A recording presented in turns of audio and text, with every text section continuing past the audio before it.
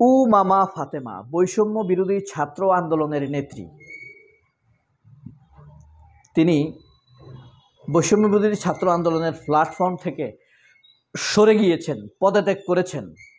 অভিযোগ করেছেন তিনি যে তাকে নাকি লবিং করে পদ আনতে হবে, এ কারণে তিনি এখান থেকে সরে গিয়েছেন। আজকে ফাঁস হয়ে গিয়েছে তিনি আসলে কেন সরে গিয়েছেন, দ্বন্দ্বটা আসলে কোথায়। তার আগে মেইন ঘটনায় যাওয়ার আগে এই যে সেই খবরটি আপনাদেরকে একটু দেখাই। এই যে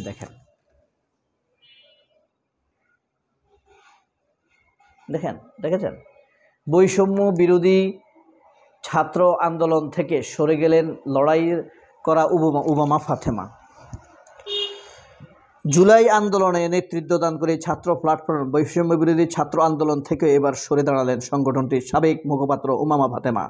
গতকাল শনিবার নিজের ভেরিফাইড ফেসবুক পেজে দেওয়া দীর্ঘ আবেগঘন এক পোস্টে তিনি সংগঠনটির অভ্যন্তরীণ অনিয়ম, অনৈতিকতা এবং নেতৃত্বের স্বেচ্ছাচারিতার বিরুদ্ধে অভিযোগ তুলে ধরেন। একই সঙ্গে প্ল্যাটফর্মের ভবিষ্যৎ নিয়েও শঙ্কা প্রকাশ করেন। এর আগে গত বছর সেপ্টেম্বরে বাংলাদেশ ছাত্র ফেডারেশনের ঢাকা বিশ্ববিদ্যালয় শাখার সদস্য সচিবের পদ থেকে অব্যাহতি নিয়েছিলেন তিনি। অর্থাৎ তিনি এখন বৈষম্য বিরোধী ছাত্র আন্দোলনে নেই। কেন নেই জানেন? আজকে প্রকাশ পেয়েছে আসল ঘটনা। এই যে দেখেন আজকের খবর। ডাকসু নির্বাচনে আগস্টে, অর্থাৎ কালকে তো জুলাই, আগস্ট মাসের মধ্যে ডাকসু নির্বাচন হতে যাচ্ছে। এখন উমামা ফাতেমা এনসিপির কাছে বা বৈষম্য বিরোধী ছাত্র আন্দোলনের নেতৃত্বের কাছে ঢাকা বিশ্ববিদ্যালয়ের ভিপি পদে প্রার্থী হওয়ার জন্য একক প্রার্থিতার অধিকার চেয়েছেন, দাবি চেয়েছেন, যেন বৈষম্য বিরোধী আন্দোলনের মাধ্যমে সবাইকে চাপ প্রয়োগ করা হয়। উমামা ফাতেমা ব্যতীত আর কেউ প্রার্থী হতে পারবে না। উমামা ফাতেমাকে এই উস্কানি কে দিয়েছে? তিনি কিন্তু মূলত ছাত্র শক্তির নেত্রী সম্ভবত। এর আগে তিনি দুটি অনৈতিক ঘটনা ঘটিয়েছেন। এক, ছাত্র সমন্বয়কদের লিস্ট থেকে তিনি সাদেক কায়েমের নাম কেটে দিয়েছিলেন। এই মেয়ে সাদেক কায়েমের নাম কেটে দিয়েছিলেন, কারণ সাদেক কায়েমের সমন্বয়কদের মধ্যে সাদেক কায়েমের কাজটি ছিল এলিট অ্যান্ড ইন্টেলেকচুয়াল। কি কাজ ছিল তার?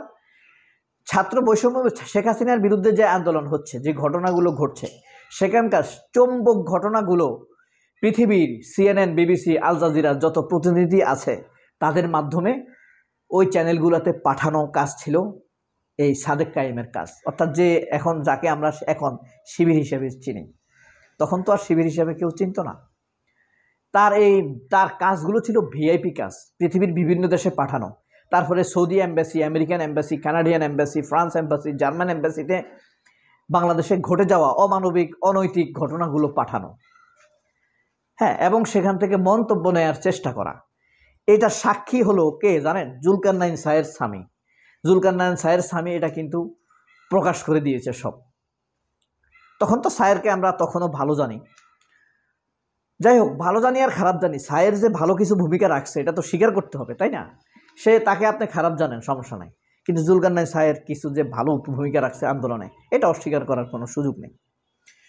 তো তখন তারপরে ডক্টর ইউনূসকে এয়ারপোর্ট থেকে রিসিভ করা, বিদেশি ডেলিগেটদের সাথে সাক্ষাৎ করা, এই কাজগুলো করতো কে?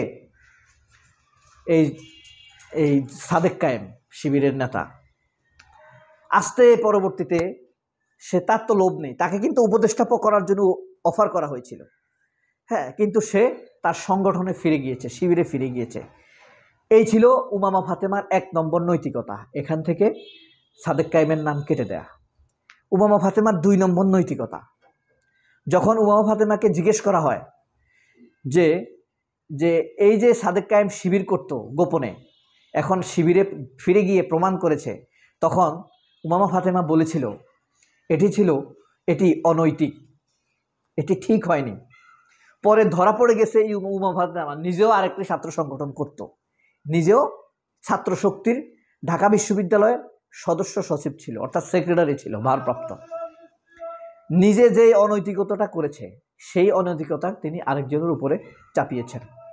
দেখেন, সাদেক কায়েম লোভ না করে সরে গিয়েছে বৈষম্য বিরোধী ছাত্র থেকে, সে তার সংগঠনে ফিরে গিয়েছে। সেটা হলো স্থায়ী প্ল্যাটফর্ম। সেই প্ল্যাটফর্মের মাধ্যমে তার জান্নাতে যাবার আশা, এটাই তো প্রত্যাশা করে মানুষ। অথচ সে উপদেষ্টা হতে পারত। আর এইটারে উমামা ফাতেমা যখন দাবি করলো তাকে যেন, অর্থাৎ ছাত্র শক্তিকে যেন ঢাকা বিশ্ববিদ্যালয়ের ভিপি আসনটি প্রদান করা হয়, যেন তার বিরুদ্ধে কোনো প্রতিদ্বন্দ্বী এই বৈষম্য বিরোধী ছাত্র থেকে না দাঁড়ায়, তাহলে সে এককভাবে নির্বাচিত হবে। কিন্তু এনসিপি কি বলেছে? এনসিপি বলল যে তুমি তাহলে এই আমাদের এনসিপি অফিসে যাও, তাদের সাথে আলাপ করো, সবাইকে ম্যানেজ করার চেষ্টা করো। তাহলে তুমি দলের জন্য কি করবা? তোমাকে যে আমরা এই পদ ছেড়ে দিব, তুমিও তো দলের জন্য কিছু করতে হবে। তখন তার সাথে আর মনোমালিন্য হয় নাই। সে সেখান থেকে ফিরে এসে ফেসবুকে স্ট্যাটাস দিয়ে দিয়েছে যে এই বৈষম্য বিরোধী ছাত্র আন্দোলনের নেতারা অনৈতিক, তারা চাপাবাজ, মুখের বুলি ছাড়ে। তাহলে বুঝেন এই মেয়েকে আপনি বিশ্বাস করবেন কিভাবে? আজ তো দান্দাবাজ, এক এক জায়গায় এক এক কথা বলে। এই মেয়ের চরিত্র আরেকটা আছে, আপনার বৈষম্য বিরোধী ছাত্র আন্দোলনের বাকছাস, বৈষম্য বিরোধী ছাত্র সমাজ, বাকের মজুমদার আরেক চাপাবাজ, চরম ইসলাম বিদ্বেষী, খামখেয়ালি। এই তিনটা লোক কিন্তু হাসিনা বিরোধী আন্দোলনকে, আমাদের বিপ্লবের প্ল্যাটফর্মকে নষ্ট করে দিচ্ছে। তিনটা লোককে, মাহফুজ আলম মাস্টার মাইন্ড, এই উমামা ফাতেমা, আর বাকের মজুমদার। যাই হোক, এই শেষ আনন্দ সংবাদটি আপনাদেরকে একটু পড়ে শোনাই। দীর্ঘ প্রতীক্ষার পর ঢাকা বিশ্ববিদ্যালয় কেন্দ্রীয় ছাত্র সংসদ নির্বাচন অবশেষে আগামী আগস্ট মাসে অনুষ্ঠিত হতে যাচ্ছে বলে জানিয়েছেন ডাকসু নির্বাচন কমিশন। আগামী সপ্তাহে ঘোষণা হবে নির্বাচনী তফসিল। ৩৬ কার্যদিবসের মধ্যে নির্বাচন ফলাফল ঘোষণার পরিকল্পনার মধ্যে করেছে ঢাকা বিশ্ববিদ্যালয় দাবি প্রশাসন। বিশ্ববিদ্যালয়ের বিভিন্ন সূত্র জানিয়েছে আগস্টের মধ্যেই ডাকসু নির্বাচন আয়োজনে পুরোপুরি প্রস্তুত ঢাকা বিশ্ববিদ্যালয়। নির্বাচন আয়োজনে ক্ষেত্রে উল্লেখযোগ্য কোনো চাপ চ্যালেঞ্জ নেই বলেও জানায় বিশ্ববিদ্যালয় কর্তৃপক্ষ। ইতিমধ্যে ডাকসু নির্বাচন 2025-এর একটি খসড়া তফসিল তৈরি হয়েছে। অর্থাৎ